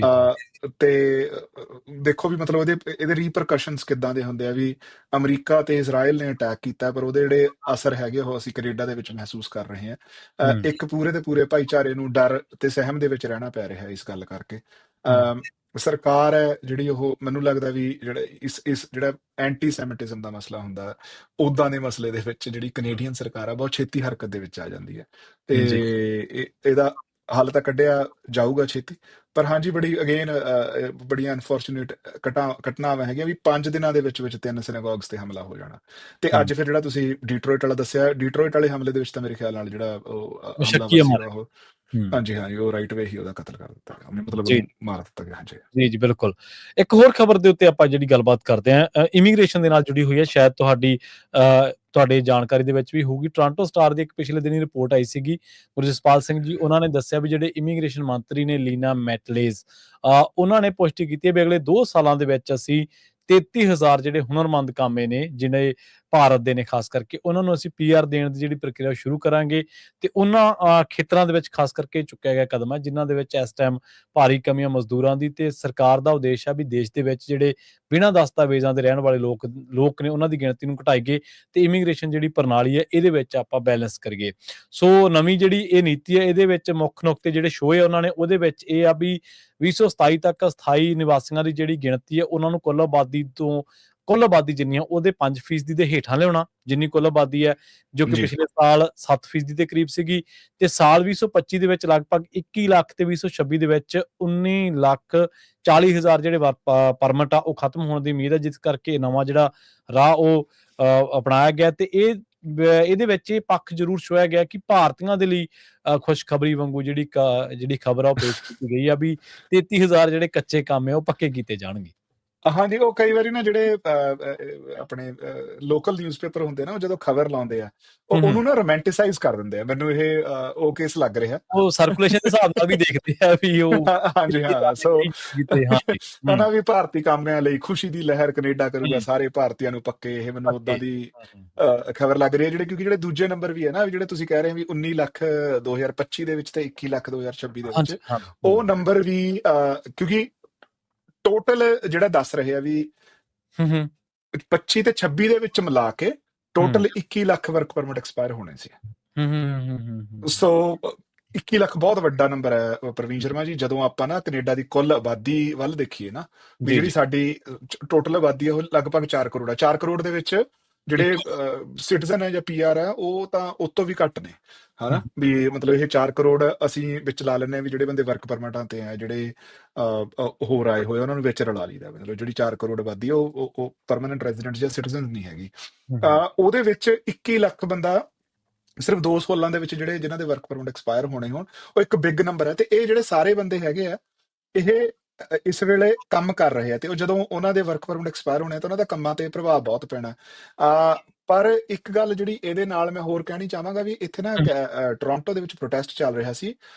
ਇਹਦੀ ਪਬਲਿਕ ਅਨਾਉਂਸਮੈਂਟ ਨਹੀਂ ਹੋਈ, ਪਰ ਦੱਸ ਰਹੇ ਆ, ਕਹਿੰਦੇ ਵੀ ਸਰਕਾਰ ਨੇ ਜਿਹੜੇ ਕੁਛ ਜਿਹੜੇ ਪ੍ਰੋਟੈਸਟ ਬੱਚੇ ਕਰ ਰਹੇ ਆ ਜਿਨ੍ਹਾਂ ਦੇ ਵਰਕ ਪਰਮਿਟ ਐਕਸਪਾਇਰ ਹੋ ਰਹੇ ਆ, ਉਹਨਾਂ ਨੂੰ ਆਸ਼ਵਾਸਨ ਦਿਵਾਇਆ ਵੀ ਅਸੀਂ ਤੁਹਾਡੇ ਲਈ ਕੁਛ ਨਾ ਕੁਛ ਕਰਾਂਗੇ, ਅਸੀਂ ਤੁਹਾਡਾ ਚਾਹੇ ਤੁਹਾਡੇ ਵਰਕ ਪਰਮਿਟ ਐਕਸਟੈਂਡ ਕਰੀਏ। ਕਿਉਂਕਿ ਹੁਣ ਬਿਜ਼ਨਸਿਸ ਨੇ ਰੌਲਾ ਪਾਉਣਾ ਸ਼ੁਰੂ ਕਰਤਾ ਨਾ। ਨਿਆਗਰਾ ਦੇ ਵਿੱਚ ਇੱਕ ਟਿਮ ਹਾਰਟਨ ਬੰਦ ਕਰਨਾ ਪੈ ਗਿਆ, ਠੀਕ ਹੈ। ਇੱਥੇ ਦੀਆਂ ਜਿਹੜੀਆਂ ਵੱਡੀਆਂ ਕੰਪਨੀਆਂ ਉਹ ਕਹਿੰਦੇ ਵੀ ਯਾਰ ਸਾਨੂੰ ਜਿਹੜਾ ਲੋ ਪੇਇੰਗ ਵਰਕਰ ਹੈ ਉਹ ਕਿਉਂਕਿ ਮਹਿੰਗਾਈ ਇੰਨੀ ਹੋ ਗਈ, ਜਿਹੜਾ ਇੱਥੋਂ ਦਾ ਪਰਮਾਨੈਂਟ ਰੈਜ਼ੀਡੈਂਟ ਆ, ਜਿਹੜਾ ਇੱਥੋਂ ਦਾ ਰੈਜ਼ੀਡੈਂਟ ਆ, ਉਹ ਇੰਨੀ ਕੋਈ ਵੀ ਜਿਹੜੀ ਘੱਟ ਪੇ ਵਾਲੀ ਜੌਬ ਹੈ ਉਹਦੇ ਤੇ ਕੰਮ ਨਹੀਂ ਕਰ ਸਕਦਾ। ਸੋ ਹੁਣ ਕੰਪਨੀਆਂ ਨੇ, ਹਾਲਾਂਕਿ ਹਜੇ ਤਾਂ ਕਿੰਨੇ ਸਾਲ ਵੀ ਨਹੀਂ ਹੋਇਆ ਬੰਦ ਹੋਈ ਨੂੰ, ਹਨਾ, ਜਿਹੜਾ ਸਟੂਡੈਂਟ ਆਉਣੇ, ਪਰ ਆਲਰੇਡੀ ਬਿਜ਼ਨਸਿਸ ਨੂੰ ਉਹਦਾ ਇੰਪੈਕਟ ਮਹਿਸੂਸ ਹੋਣ ਲੱਗਿਆ। ਹੁਣ ਬਿਜ਼ਨਸਿਸ ਨੂੰ ਡਰ ਇਹ ਹੈ ਵੀ ਜਿਹੜੇ ਮੰਨ ਲਓ ਹੁਣ ਆਪਾਂ 20 ਲੱਖ ਲਾ ਲਈਏ, ਵੀ 20 ਲੱਖ ਦੇ ਵਿੱਚੋਂ ਮੰਨ ਲਓ 10 ਲੱਖ ਬੰਦਾ ਇੱਕੋ ਦਮ ਉਹ ਕੰਮਾਂ ਤੋਂ ਹਟ ਕੇ ਚਲਿਆ ਜਾਵੇ, ਉਹਨਾਂ ਬਿਜ਼ਨਸਿਸ ਦਾ ਬਣਨਾ ਕੀ ਹੈ? ਸਹੀ ਗੱਲ। ਸੋ ਤਾਂ ਕਰਕੇ ਬਿਜ਼ਨਸਿਸ ਵੀ ਸਰਕਾਰ ਤੇ ਪ੍ਰੈਸ਼ਰ ਪਾ ਰਹੇ ਆ। ਸੋ ਇਹਦੇ 'ਚ ਸਰਕਾਰ ਕੋਈ ਨਾ ਕੋਈ ਨੀਤੀ ਲੈ ਕੇ ਆਉਣੀ ਚਾਹੁੰਦੀ ਹੈ, ਪਰ ਐਟ ਦਾ ਸੇਮ ਟਾਈਮ ਜਿਹੜਾ ਸੱਚ ਇਹ ਹੈ ਪ੍ਰਵੀਨ ਸ਼ਰਮਾ ਜੀ, ਵੀ ਦੂਜੇ ਪਾਸੇ ਜਿਹੜੀ ਐਂਟੀ ਇਮੀਗ੍ਰੇਸ਼ਨ ਜਿਹੜਾ ਆਪਾਂ ਕਹਿ ਲਈਏ ਵੀ ਇਮੋਸ਼ਨਸ ਹੈ, ਜਿਹੜੇ ਐਂਟੀ ਇਮੀਗ੍ਰੇਸ਼ਨ ਜਿਹੜੇ ਲੋਕਾਂ ਦੇ ਚਾਹੁੰਦੇ ਆ ਵੀ ਉਹ ਪੀਕ ਤੇ ਹੈ। ਲੋਕੀ ਚਾਹੁੰਦੇ ਆ ਵੀ ਇਮੀਗ੍ਰੇਸ਼ਨ ਬੰਦ ਹੋਵੇ, ਜਿਹੜਾ ਉਹ ਜਿਹੜੀ ਵਾਈਟ ਸੁਪਰੀਮੇਸੀ ਆ। ਹਾਲਾਂਕਿ ਉਹਦੇ ਵਿੱਚ ਜਿਹੜੇ ਸਾਡੇ ਉਰੇ ਆਪਾਂ ਕਹਿ ਲਈਏ ਲੈਫਟ ਵਾਲੇ ਕਮੈਂਟੇਟਰ ਉਹ ਕਹਿੰਦੇ ਵੀ ਇਸ ਸਾਰੀ ਚੀਜ਼ ਨੂੰ ਅਮਰੀਕਾ ਹੀ ਫਿਊਲ ਕਰ ਰਿਹਾ, ਵੀ ਅਮਰੀਕਾ ਹੀ ਚਾਹੁੰਦਾ ਵੀ ਕੈਨੇਡਾ ਦੇ ਵਿੱਚ ਇਦਾਂ ਦੀ ਜਿਹੜੀ ਇੱਕ ਇਦਾਂ ਦਾ ਮਾਹੌਲ ਪੈਦਾ ਹੋਵੇ। ਅਮਰੀਕਾ ਹੀ ਸਾਰਾ ਕੁਝ ਮਤਲਬ ਈਵਨ ਯੂਰਪ ਦੇ ਵਿੱਚ ਵੀ ਕਹਿੰਦੇ ਵੀ ਜਿਹੜੀ ਇਹ ਸਾਰੀ ਹੈਗੀ ਆ ਵੀ ਮੈਟਾ ਵਰਗੀਆਂ ਕੰਪਨੀਜ਼ ਜਾਂ ਜਿਹੜੇ ਅਮਰੀਕਨ ਰਾਈਟ ਵਿੰਗ ਗਰੁੱਪਸ ਹੈਗੇ ਉਹ ਫੰਡ ਕਰ ਰਹੇ ਆ ਸਾਰਾ ਕੁਝ ਵੀ ਕੈਨੇਡਾ ਦੇ ਵਿੱਚ ਇਦਾਂ ਦਾ ਜਿਹੜਾ। ਸੋ ਇੱਕ ਲੋਕਾਂ ਦੇ ਵਿੱਚ ਜਿਹੜਾ ਪਿਆਰ ਘਟੇ ਉਹਨਾਂ ਉਹ ਨਾ ਰਹੇ। ਉਹ ਜਿਹੜੀ ਅਲਬਰਟਾ ਦੇ ਵਿੱਚ ਵੀ ਮਾਹੌਲ ਚੱਲ ਰਿਹਾ। ਸੋ ਕਾਫੀ ਕੁਛ ਕੈਨੇਡਾ ਦੇ ਵਿੱਚ ਜਿਹੜੀਆਂ ਗੱਲਾਂ ਚੱਲਦੀਆਂ ਉਹ ਬਿਲਕੁਲ ਅਮਰੀਕਾ ਤੋਂ ਆਪਾਂ ਕਹਿ ਲਈਏ ਵੀ ਡਿਫਰੈਂਟ ਚੱਲਦੀਆਂ। ਇੱਕ ਜਦੋਂ ਅਮਰੀਕਾ ਕਰਕੇ ਤਾਜ਼ਾ ਰਾਸ਼ਟਰਵਾਦ ਜਾਗਿਆ ਹੋਵੇ ਫਿਰ ਇਸ ਤਰ੍ਹਾਂ ਦੀਆਂ ਥਿਊਰੀਜ਼ ਨੂੰ ਹੋਰ ਬਲ ਮਿਲਦਾ। ਬਿਲਕੁਲ ਜੀ, ਬਿਲਕੁਲ। ਤੇ ਹੁਣ ਰਾਸ਼ਟਰਵਾਦ ਬਿਲਕੁਲ ਲੋਕਾਂ ਦੇ ਸਿਰ ਚੜ ਕੇ ਬੋਲ ਰਹੇ ਹੋ, ਕਹਿੰਦੇ ਵੀ ਨਹੀਂ ਕੈਨੇਡਾ ਤਾਂ ਗੋਰਿਆਂ ਦਾ ਹੀ ਮੁਲਕ ਹੈ। ਤਾਂ ਭੁੱਲ ਗਏ ਵੀ ਗੋਰੇ ਵੀ ਇੱਥੇ ਬੇਸਿਕਲੀ ਕੋਲੋਨਾਈਜ਼ਰ ਹੀ ਨੇ। ਪਰ ਇਹ ਬੜਾ ਸਰਕਾਰ ਲਈ ਦੇਖਣ ਵਾਲੀ ਚੀਜ਼ ਹੋਗੀ, ਬੜਾ ਡੈਲੀਕੇਟ ਜਿਹਾ ਬੈਲੈਂਸ ਹੈ ਵੀ ਕਿਵੇਂ ਉਹਨਾਂ ਨੇ ਬਿਜ਼ਨਸਿਸ ਦੀ ਵੀ ਸਪੋਰਟ ਕਰਨੀ ਹੈ, ਕਿਉਂਕਿ ਬਿਜ਼ਨਸਿਸ ਨੂੰ ਉਹਨਾਂ ਵਰਕਰਸ ਦੀ ਲੋੜ ਹੈ, ਹਨਾ। ਪਰ ਦੂਜੇ ਪਾਸੇ ਜਿਹੜੀ ਪਬਲਿਕ ਓਪੀਨੀਅਨ ਹੈ ਉਹ ਬਿਲਕੁਲ ਇਹਦੇ ਅਗੇਂਸਟ ਆ। ਉਹ ਚਾਹੁੰਦੇ ਆ ਵੀ ਇਹਨਾਂ ਬੰਦਿਆਂ ਨੂੰ ਛੇਤੀ ਤੋਂ ਛੇਤੀ ਇੱਥੋਂ ਕੱਢਿਆ ਜਾਵੇ। ਹੁਣ ਉਹ ਕੀ ਹੋਊਗਾ ਇਹ ਤਾਂ ਸਮੇਂ ਦੇ ਗਰਭ ਦੇ ਵਿੱਚ ਪਿਆ। ਪਰ ਜਿਹੜਾ ਇਮੀਗ੍ਰੇਸ਼ਨ ਦਾ ਮਸਲਾ ਬੜਾ ਹੌਟ ਟੌਪਿਕ ਹੈ ਜੀ। ਜਿਹੜਾ ਰਾਸ਼ਟਰਵਾਦ ਹੈ ਜੀ ਇਹਨੇ ਤਾਂ ਇੰਨਾ ਅਸਰ ਕੀਤਾ ਲੋਕਾਂ ਦੇ ਦਿਮਾਗਾਂ ਦੇ। ਜਿਹੜੇ ਇਮੀਗ੍ਰੈਂਟਾਂ ਨੇ ਦੇ ਉਹ ਅੱਜ ਉਹ ਕਹਿੰਦੇ ਰਾਸ਼ਟਰਵਾਦ ਕਰਕੇ ਇੱਕ ਪਹਿਲਾਂ ਕੱਢਣੀ ਇਮੀਗ੍ਰੈਂਟ ਹੈ। ਸੋ ਇਹ ਮਤਲਬ ਟੀਕਾ ਛੇਤੀ ਅਸਰ ਕਰਦਾ ਨਾ। ਇਹਦੇ ਨਾਲ ਪੋਲਿਟਿਕਸ ਨੂੰ ਜ਼ਿਆਦਾ ਜਿਹੜਾ ਮਾਈਲੇਜ ਆ ਉਹ ਛੇਤੀ ਬਹੁਤ ਤੇਜ਼ੀ ਨਾਲ ਮਿਲਦਾ ਇਹਨਾਂ ਚੀਜ਼ਾਂ ਨੂੰ। ਇਹਦੇ ਚ ਜਿਹੜੀ ਸਭ ਤੋਂ ਜ਼ਿਆਦਾ ਅਨਫੋਰਚੂਨੇਟ ਗੱਲ ਹੈ ਪ੍ਰਵੀਨ ਸ਼ਰਮਾ ਜੀ, ਜਦੋਂ ਜਿਹੜੇ ਬੰਦੇ 20 ਸਾਲ ਪਹਿਲਾਂ ਆਏ ਆ ਉਹ ਵੀ ਕਹਿਣ ਲੱਗ ਜਾਂਦੇ ਆ ਵੀ ਅਸੀਂ ਉਹ ਗੱਲ ਮੈਨੂੰ ਕਦੇ ਨਹੀਂ ਸਮਝ ਆਉਂਦੀ ਵੀ ਕੋਈ ਮਤਲਬ ਜਦੋਂ ਅਸੀਂ ਆਏ ਸੀਗੇ ਜਿਹੜੇ 7 ਤੋਂ 20 ਸਾਲ ਪਹਿਲਾਂ ਆਏ ਸੀਗੇ ਉਹ ਕਹਿੰਦੇ ਸੀਗੇ ਵੀ ਯਾਰ ਤੁਸੀਂ ਤਾਂ ਬਹੁਤ ਸੌਖੇ ਆ ਗਏ, ਅਸੀਂ ਇੰਨੇ ਔਖੇ ਹੋ ਕੇ ਆਏ, ਤੁਸੀਂ ਇੰਨੇ ਸੌਖੇ ਕਾਤੇ ਆ ਗਏ। ਜਿਹੜੇ ਮੇਰੇ ਨਾਲ ਦੇ ਆਏ ਆ ਉਹ ਉਹਨਾਂ ਨੂੰ ਵੀ ਇਹ ਲੱਗਣ। ਹਾਲਾਂਕਿ ਮੈਂ ਇਹ ਨਹੀਂ ਕਹਿੰਦਾ ਵੀ ਜਿਹੜਾ ਦੂਜੇ ਪਾਸੇ ਆਪਾਂ ਜੇ ਕਿਸੇ ਨੇ ਮੇਰੇ ਪੁਰਾਣੇ ਸ਼ੋਅ ਸੁਣੇ ਹੋਣ, ਆਪਣੇ ਸਾਰੇ ਸ਼ੋਅ ਸੁਣੇ ਹੋਣ, ਮੈਂ ਹਮੇਸ਼ਾ ਕਹਿੰਦਾ ਵੀ ਕੈਨੇਡਾ ਨੇ ਗਲਤੀਆਂ ਕੀਤੀਆਂ ਨੇ। 12ਵੀਂ ਵਾਲੇ ਬੱਚੇ ਬਿਨਾਂ ਕਿਸੇ ਚੈੱਕ ਤੋਂ ਇੰਨੀ ਜ਼ਿਆਦਾ ਗਿਣਤੀ ਦੇ ਵਿੱਚ ਨਹੀਂ ਆਉਣੇ ਚਾਹੀਦੇ ਸੀਗੇ, ਪਰ ਜਿਹੜੇ ਹੁਣ ਇੱਥੇ ਆ ਗਏ ਹਾਂਜੀ ਉਹਨਾਂ ਨੂੰ ਅਸੀਂ ਐਟਲੀਸਟ ਆਪਣੇ ਵਾਂਗੂ ਟਰੀਟ ਕਰੀਏ, ਉਹਨਾਂ ਨੂੰ ਬਗਾਨੇ ਨਾ ਕਰੀਏ। ਨਹੀਂ ਦੇਖੋ ਉਹ ਤਾਂ ਇੱਕ ਅਲੱਗ ਵਿਸ਼ਾ ਨਾ। ਕਿਸੇ ਪਾਰਟਿਕੂਲਰ ਕਲਾਸ ਦੇ ਬਾਰੇ ਜਦੋਂ ਗੱਲ ਹੁੰਦੀ ਉਦੋਂ ਆਪਾਂ ਕਹਿ ਸਕਦੇ ਹਾਂ ਕਿ ਭਾਈ ਇੱਥੇ ਆਹ ਚੀਜ਼ ਹੋਈ ਹੈ। ਚਲੋ ਅਨਮੈਚਿਓਰ ਬੰਦੇ ਉਹ ਤਾਂ ਇੱਕ ਅਲੱਗ ਮਸਲਾ ਹੋ ਸਕਦਾ, ਉਹਦੇ ਤੇ ਚਰਚਾ ਹੋ ਸਕਦੀ। ਇਹ ਨਹੀਂ ਆਪਾਂ ਕਹਿੰਦੇ ਉਹਨੂੰ ਰੱਦ ਨਹੀਂ ਕਰਦੇ, ਪਰ ਉਹ ਜਿਵੇਂ ਮੇਰੇ ਖਿਆਲ ਦੇ ਨਾਲ ਇਹ ਚੀਜ਼ ਉੱਥੇ ਲਾਗੂ ਹੁੰਦੀ ਜਿਵੇਂ ਇੰਦੌਰੀ ਸਾਹਿਬ ਕਹਿੰਦੇ ਵੀ ਸਭੀ ਕਾ ਖੂਨ ਮਿਲਾ ਹੈ ਇਸ ਮਿੱਟੀ ਮੇਂ, ਕਿਸੇ ਕੇ ਬਾਪ ਕਾ ਹਿੰਦੁਸਤਾਨ ਥੋੜੀ ਹੈ। ਉਹ ਮਤਲਬ ਬਹੁ ਗਿਣਤੀ ਵਾਲਿਆਂ ਨੂੰ ਕਹਿੰਦੇ ਆ ਨਾ ਇਸ ਤਰ੍ਹਾਂ ਆਪਦੀ ਕਲਮ ਦੇ ਨਾਲ। ਹੁਣ ਇੱਕ ਬੰਦਾ ਰਾਈਟਰ ਹੈ ਗੁਰਜਸਪਾਲ ਸਿੰਘ ਜੀ, ਉਹ ਤਾਂ ਰਾਈਟਰ ਤਾਂ ਆਪਣੇ ਤਰੀਕੇ ਨਾਲ ਹੀ ਗੱਲ ਕਹਿ ਸਕਦਾ ਨਾ ਜੀ। ਬਿਲਕੁਲ ਥੋੜੋ ਮਾਰੂਗਾ ਕਿਸੇ ਦੇ ਇੱਟ ਥੋੜੋ ਮਾਰੂਗਾ ਵਿਚਾਰਾ ਉਹ। ਉਹੀ ਗੱਲ ਮੇਰੇ ਖਿਆਲ ਇੱਥੇ ਵੀ ਲਾਗੂ ਹੁੰਦੀ ਹੈ ਵੀ ਇਸ ਤਰ੍ਹਾਂ ਨਹੀਂ ਹੈ ਵੀ ਕਿਸੇ ਬੰਦਾ ਕੋਈ ਜੇ ਕਿਸੇ ਦਾ ਕੋਈ ਦਾਅਵਾ ਪੁਰਾਣਾ ਹੋ ਚੁੱਕਿਆ ਜਾਂ ਉਹਦਾ ਸਟੇਟਸ ਕੋਈ ਚੇਂਜ ਹੋ ਚੁੱਕਿਆ ਤਾਂ ਉਹ ਕਹੇ ਕਿ ਨਹੀਂ ਬਈ ਹੁਣ ਤਾਂ ਇਹ ਕਰ ਦਿਓ। ਸੋ ਇਸ ਤਰ੍ਹਾਂ ਨਹੀਂ ਚੀਜ਼ਾਂ ਚੱਲਦੀਆਂ ਹੁੰਦੀਆਂ। ਤੁਹਾਡੇ ਜਿਵੇਂ ਤੁਹਾਡਾ ਕੰਫਰਟ ਆ ਜਾਂ ਜਿਵੇਂ ਤੁਹਾਡਾ ਮਿੱਥ ਆ ਉਵੇਂ ਨਹੀਂ ਚੱਲਦੀਆਂ ਹੁੰਦੀਆਂ। ਹਾਲਾਂਕਿ ਚਲੋ ਵੀ ਹੈ ਇਹ ਸੈਂਟੀਮੈਂਟ, ਆਪਾਂ ਕਿਸੇ ਦਿਨ ਫਿਰ ਇਹਦੇ ਉੱਤੇ ਗੱਲ ਕਰਾਂਗੇ ਕਿਸੇ ਦਿਨ ਖੁੱਲ ਕੇ ਕਿ ਚਲੋ ਠੀਕ ਆ ਬੰਦੇ ਜਦੋਂ ਇੱਕ ਜ਼ਿਆਦਾ ਗਿਣਤੀ ਹੋ ਜਾਂਦੀ ਹੈ, ਉਹਨਾਂ ਨੂੰ ਗੱਲ ਕਹਿਣੀ, ਸਰਕਾਰ ਨੂੰ ਲਾਗੂ ਕਰਨੀ ਤੇ ਉਹਨਾਂ ਨੂੰ ਗੱਲ ਕਹਿਣੀ ਥੋੜੀ ਸੌਖੀ ਹੋ ਜਾਂਦੀ ਆ। ਪਰ ਇਹਦਾ ਮਤਲਬ ਇਹ ਨਹੀਂ ਹੈ ਕਿ ਉਹ ਅਸਲ ਸੱਚ ਆ, ਜੀ ਇਹ ਸਾਨੂੰ ਕਹਿਣਾ ਪਊਗਾ। ਇਮੀਗ੍ਰੇਸ਼ਨ ਦੀ ਗੱਲ ਚੱਲੀ ਆ ਤੇ ਜਿਵੇਂ ਆਪਾਂ ਈਰਾਨ ਤੋਂ ਸ਼ੁਰੂ ਕੀਤੀ ਸੀ ਗੱਲ, ਜੀ ਈਰਾਨ ਦੇ ਨਾਲ ਜਿਹੜੇ ਸੰਬੰਧਿਤ ਕਨੈਕਸ਼ਨ ਕਰਕੇ ਸੰਬੰਧਿਤ ਲੋਕਾਂ ਨੂੰ ਤਾਂ ਚਲੋ ਗੱਲ ਹੋਰ ਪਾਸੇ ਜਾ ਵੜੂਗੀ। ਈਰਾਨ ਦੇ ਨਾਲ ਕਨੈਕਸ਼ਨ ਹੋਣ ਕਰਕੇ ਕੈਨੇਡਾ ਜਿਹੜਾ ਹੈ ਉਹ ਵੀਜ਼ੇ ਰੱਦ ਕਰ ਰਿਹਾ ਜੀ। ਜੀ ਹਾਂਜੀ, ਸੋ ਜਿਹੜੀ CBSA ਹੈਗੀ ਹੈ ਜੀ, ਉਹਨਾਂ ਨੇ ਅੱਜ ਨੰਬਰ ਜਾਂ ਇੱਕ ਜਿਵੇਂ ਉਹ ਨੋਟੀਫਿਕੇਸ਼ਨ ਜਾਰੀ ਕਰਦੇ ਹੁੰਦੇ ਆ ਵੀ ਜੀ। ਉਹਨਾਂ ਨੇ 239 ਟਰੈਵਲ ਵੀਜ਼ੇ ਆ ਪਿਛਲੇ ਕੁਝ ਦਿਨਾਂ ਦੇ ਵਿੱਚ ਕੈਨਸਲ ਕੀਤੇ ਆ, ਕਿਉਂਕਿ ਉਹਨਾਂ ਦਾ ਇਰਾਨੀਅਨ ਲੀਡਰਸ਼ਿਪ ਦੇ ਨਾਲ ਕਨੈਕਸ਼ਨ ਸੀਗਾ। ਸੋ ਜਿਹੜੇ ਐਕਚੁਅਲ ਚ ਮਾਰਚ 5 ਨੂੰ ਹੀ ਜਿਹੜੇ ਇਹ ਨੰਬਰ ਉਹਨਾਂ ਨੇ ਅਨਾਉਂਸ ਕੀਤੇ ਹੈਗੇ ਆ, ਜੀ ਤੇ 2022 ਦੇ ਵਿੱਚ ਇਹਨਾਂ ਨੇ ਪਹਿਲੀ ਵਾਰੀ ਜਿਹੜਾ ਇਹ ਕੰਮ ਸ਼ੁਰੂ ਕੀਤਾ ਸੀਗਾ ਵੀ ਜਿਹੜੇ ਕੋਈ ਵੀ ਇਰਾਨੀਅਨ ਗਵਰਨਮੈਂਟ ਅਫੀਸ਼ੀਅਲ ਹੈਗੇ ਆ, ਜਿਹੜੇ ਉਹਨਾਂ ਦੇ ਨਾਲ ਸੰਬੰਧਿਤ ਬੰਦੇ ਕੈਨੇਡਾ ਦੇ ਵਿੱਚ ਰਹਿ ਰਹੇ ਹੈਗੇ ਆ, ਉਹਨਾਂ ਨੂੰ ਕ੍ਰਿਟੀਕ ਕਰਨਾ ਸ਼ੁਰੂ ਕੀਤਾ ਸੀਗਾ, ਉਹਨਾਂ ਦੇ ਵੀਜ਼ੇ ਕੈਂਸਲ ਕਰਨੇ ਸ਼ੁਰੂ ਕੀਤੇ ਸੀਗੇ। ਸੋ 32 ਬੰਦੇ ਇਦਾਂ ਦੇ ਆ ਜਿਨ੍ਹਾਂ ਨੂੰ ਇਹਨਾਂ ਨੇ ਇਨਐਡਮਿਸਿਬਲ ਕਰਾਰ ਦਿੱਤਾ ਸੀ, ਜਿਹੜੇ ਸੀਨੀਅਰ ਅਫੀਸ਼ੀਅਲ ਜਿਹੜੇ ਸਰਕਾਰ ਲਈ ਕੰਮ ਕਰਦੇ ਸੀਗੇ, ਕਿਉਂਕਿ ਵੈਸੇ ਡਿਪਲੋਮੈਟਿਕ ਰੀਜ਼ਨਸ ਲਈ ਸਰਕਾਰੀ ਬੰਦੇ ਆਉਂਦੇ ਜਾਂਦੇ ਰਹਿੰਦੇ ਹੋਣੇ ਨਾ, ਪਰ ਉਹਦੇ ਵਿੱਚ ਵੀ ਹਾਂ ਇਹ ਕੈਨੇਡਾ ਵਿੱਚ ਕਿਸ ਪਰਪਸ ਲਈ ਆ ਰਹੇ ਆ, ਜਾਂ ਉਹਨਾਂ ਦਾ ਜਿਹੜੇ ਪ੍ਰੋਟੈਸਟਰਸ ਨੂੰ ਜਾਂ ਹੋਰ ਜਿਹੜੀਆਂ ਈਰਾਨ ਦੀਆਂ ਗਤੀਵਿਧੀਆਂ ਜਿਨ੍ਹਾਂ ਨੂੰ ਵੈਸਟ ਨਹੀਂ ਪਸੰਦ ਕਰਦਾ ਉਹਨਾਂ ਦੇ ਵਿੱਚ ਜਦੋਂ ਦਾ ਹੱਥ ਹੋਣ ਕਰਕੇ ਉਹਨਾਂ ਦੇ ਵੀਜ਼ੇ ਕੈਂਸਲ ਕਰਦਾ ਰਿਹਾ ਹੋਊਗਾ। 2024 ਦੇ ਵਿੱਚ ਜਿਹੜੀ ਕੈਨੇਡਾ ਆ, ਉਹਨਾਂ ਨੇ ਜਿਹੜੀ IRGC ਆ, ਜਿਹੜੀ ਇਰਾਨੀਅਨ ਰੈਵੋਲੂਸ਼ਨਰੀ ਗਾਰਡ ਕਾਰਪ ਹੈਗੀ ਆ, ਉਹਨੂੰ ਇੱਕ ਟੈਰਰਿਸਟ ਜਥੇਬੰਦੀ ਵੀ ਐਲਾਨ ਦਿੱਤਾ ਸੀਗਾ। ਸੋ ਜਿਹੜੇ IRGC ਦੇ ਨਾਲ ਵੀ ਸੰਬੰਧਿਤ ਬੰਦੇ ਹੈਗੇ ਆ, ਜਾਂ ਹੁਣ ਮੰਨ ਲਓ ਕਈ ਵਾਰੀ ਕਈਆਂ ਦਾ ਬੱਚੇ ਹੀ ਇੱਥੇ ਪੜ੍ਹਦੇ ਹੁੰਦੇ ਆ ਜਾਂ ਕਿਸੇ ਦਾ ਕੋਈ ਰਿਸ਼ਤੇਦਾਰ ਰਹਿੰਦਾ ਹੁੰਦਾ, ਸੋ ਉਹਨਾਂ ਦੇ ਵੀਜ਼ੇ ਇਹਨਾਂ ਨੇ ਜਿਹੜੇ ਕੈਂਸਲ ਕਰਨੇ ਸ਼ੁਰੂ ਕੀਤੇ ਹੋਏ ਆ। ਸੋ ਸਾਰੇ ਜਿੰਨੇ ਇਰਾਨੀਅਨ ਨੈਸ਼ਨਲ ਆ ਜਾਂ ਇਰਾਨੀਅਨ ਪਾਸਪੋਰਟ ਵਾਲੇ ਬੰਦੇ ਆ, ਉਹਨਾਂ ਦੇ ਵੀਜ਼ਿਆਂ ਨੂੰ ਸਕਰੀਨ ਕੀਤਾ ਜਾ ਰਿਹਾ ਨਵੇਂ ਸਿਰਿਓਂ, ਤੇ ਦੇਖਿਆ ਜਾ ਰਿਹਾ ਵੀ ਯਾਰ ਉਹਦਾ ਸਾਡੀ ਨੈਸ਼ਨਲ ਸਿਕਿਉਰਿਟੀ ਦੇ ਉੱਤੇ ਕੋਈ ਅਸਰ ਤਾਂ ਨਹੀਂ ਹੈ, ਤੇ ਉਹਦੇ ਬੇਸ ਤੇ ਜਿਹੜੇ ਇੱਥੋਂ ਦੇ ਸਿਟੀਜ਼ਨ ਨਹੀਂ ਹੈਗੇ ਉਹਨਾਂ ਦੇ ਵੀਜ਼ੇ ਕੈਂਸਲ ਕੀਤੇ ਜਾ ਰਹੇ ਆ। ਇੱਥੇ ਮੈਂ ਤੁਹਾਨੂੰ ਇੱਕ ਹੋਰ ਇੰਟਰਸਟਿੰਗ ਗੱਲ ਦੱਸਦਾ ਪ੍ਰਵੀਨ ਜੀ, ਜਿਹੜੇ ਸਾਡੇ ਪਿੰਡ ਦੇ ਫਾਰਮਾਸਿਸਟ ਆ ਨਾ ਇੱਥੇ ਕੈਨੇਡਾ ਦੇ ਵਿੱਚ, ਉਹ ਇਰਾਨੀਅਨ ਹੈ ਪਰ ਉਹ ਮੁਸਲਿਮ ਨਹੀਂ ਹੈਗੇ। ਠੀਕ ਹੈ। ਜਿਹੜਾ ਸਾਰਾ ਈਰਾਨ ਆ ਉਹ ਮੁਸਲਮਾਨ ਨਹੀਂ ਹੈਗਾ, ਉੱਥੇ ਬਹਾਈ ਕਮਿਊਨਿਟੀ ਦੇ ਵੀ ਲੋਕ ਰਹਿੰਦੇ ਆ, ਉੱਥੇ ਥੋੜੀ ਬਹੁਤੀ ਕ੍ਰਿਸਚੀਅਨ ਪਾਪੂਲੇਸ਼ਨ ਵੀ ਹੈਗੀ ਹੈ। ਤੇ ਉਹ ਹੁਣ ਉਹਨੂੰ ਈਰਾਨ ਦੇ ਵਿੱਚ ਬਹਾਈ ਹੋਣ ਕਰਕੇ ਉਹਦੇ ਮਤਲਬ ਉਹਦੀ ਕਟਾਈ ਕਟੂਈ ਵੀ ਹੋਈ, ਉਹਦੇ ਪਰਿਵਾਰ ਨੂੰ ਖਤਰਾ ਸੀਗਾ, ਤੇ ਉਹ ਉੱਥੋਂ ਭੱਜ ਕੇ ਈਰਾਨ ਤੋਂ ਭੱਜ ਕੇ ਇੰਡੀਆ ਗਏ, ਇੰਡੀਆ ਤੋਂ ਉਹ ਕੈਨੇਡਾ ਆਏ, ਪੋਲੀਟੀਕਲ ਅਸਾਈਲਮ ਲਿਆ, ਤੇ ਪੋਲੀਟੀਕਲ ਅਸਾਈਲਮ ਲੈ ਕੇ ਉਹ ਕੈਨੇਡੀਅਨ ਨਾਗਰਿਕ ਬਣ ਗਏ, ਤੇ ਇੱਥੇ ਬਹੁਤ ਮਤਲਬ ਵਧੀਆ ਉਹ ਤਰੀਕੇ ਦੇ ਨਾਲ ਰਹਿ ਰਹੇ, ਜਿਹੜੇ ਆਲੇ ਦੁਆਲੇ ਦੇ ਲੋਕ ਆ ਉਹਨਾਂ ਨੂੰ ਪਸੰਦ ਕਰਦੇ ਆ। ਫਾਰਮੇਸੀ ਉਹਨਾਂ ਦੀ ਫਾਰਮਾਸਿਸਟ ਆ ਬੰਦਾ।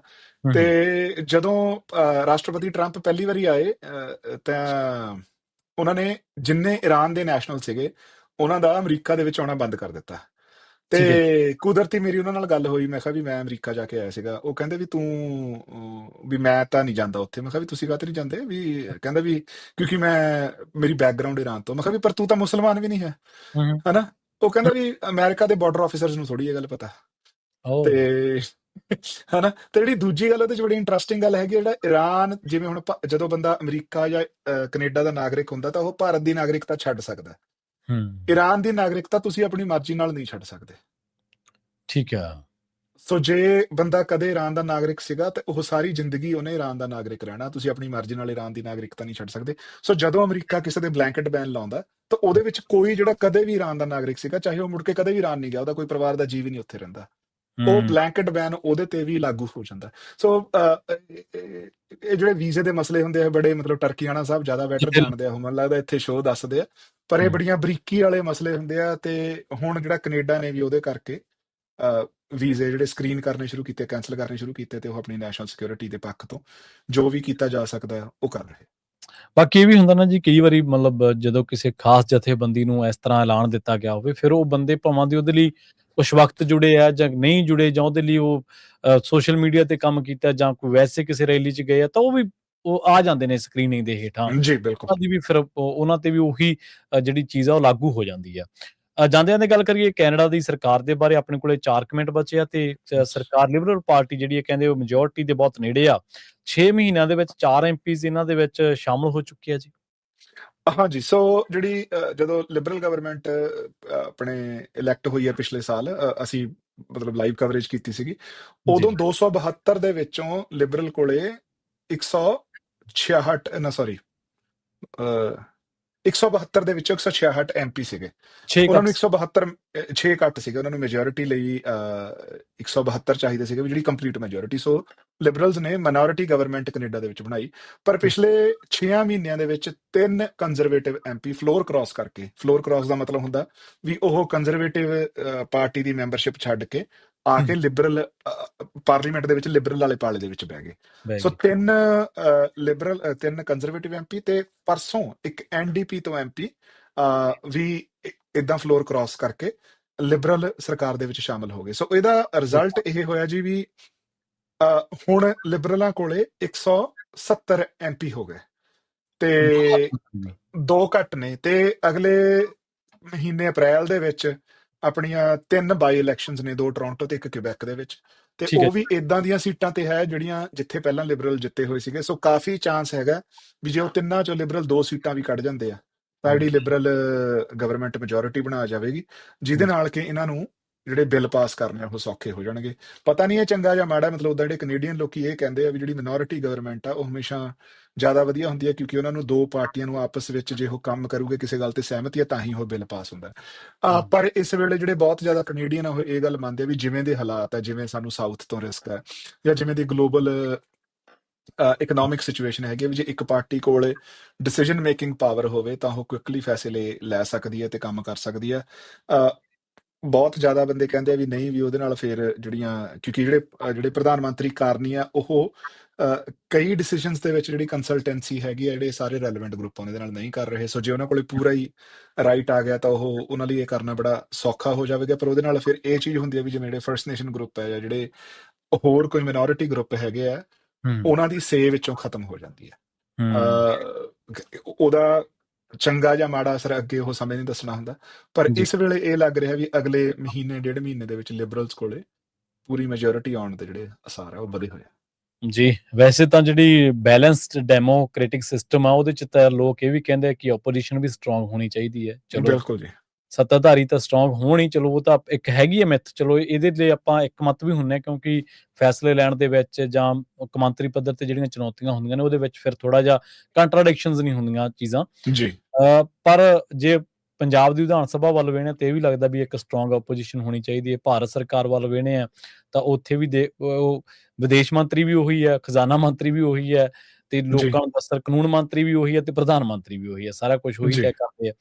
ਹੋਰ ਵੀ ਦੁਨੀਆ ਦੇ ਵਿੱਚ ਤੁਹਾਨੂੰ ਬਥੇਰੀਆਂ ਮਿਸਾਲਾਂ ਮਿਲ ਜਾਣਗੀਆਂ ਜਿੱਥੇ ਇਲੈਕਟਡ ਤਾਂ ਹੈਗੇ ਨੇ ਪਰ ਉਹ ਬਿਹੇਵ, ਉਹਨਾਂ ਦਾ ਜਿਹੜਾ ਟਰੀਟ ਆ ਉਹ ਰਾਜਿਆਂ ਵਰਗਾ, ਉਹ ਸਮਝਦੇ ਨਹੀਂ ਕਿ ਅਸੀਂ ਜਾਣਾ ਹੈ ਜਾਂ ਅਸੀਂ ਦੂਜਿਆਂ ਨੂੰ ਨਾਲ ਲੈ ਕੇ ਤੁਰਨਾ, ਮਖੌਲ ਕਰਨੇ, ਟੀਚਰਾਂ ਕਰਨੀਆਂ, ਦੂਜਿਆਂ ਨੂੰ ਨੀਵਾਂ ਦਿਖਾਉਣਾ, ਆਪਣੇ ਆਪ ਨੂੰ ਕਿੰਗ ਸਮਝੀ ਜਾਣਾ, ਉਹ ਉਹਨਾਂ ਲੋਕਾਂ ਦੀ ਆਦਤ ਦੇ ਵਿੱਚ ਸ਼ੁਮਾਰ ਹੁੰਦਾ। ਖੈਰ, ਡੈਮੋਕ੍ਰੈਟਿਕ ਸਿਸਟਮ ਇਸੇ ਤਰ੍ਹਾਂ ਬਚੇ ਰਹਿਣ, ਡੈਮੋਕ੍ਰੈਟਿਕ ਵੈਲਿਊਜ਼ ਬਚੀਆਂ ਰਹਿਣ ਤਾਂ ਚੰਗਾ ਹੈ, ਕਿਉਂਕਿ ਲੋਕਾਂ ਨੇ ਬੜਾ ਲੜ ਘੁਲ ਕੇ, ਬੜੀਆਂ ਜ਼ਿੰਦਗੀਆਂ ਵਾਰ ਕੇ, ਬਹੁਤ ਕੁਝ ਸੰਘਰਸ਼ ਚੱਲ ਕੇ ਇਸ ਸਿਸਟਮ ਨੂੰ ਲਿਆਂਦਾ, ਬਹਾਲ ਕੀਤਾ, ਜਿਹਦੇ ਵਿੱਚ ਲੋਕਾਂ ਦੀ ਹਿੱਸੇਦਾਰੀ ਹੈ।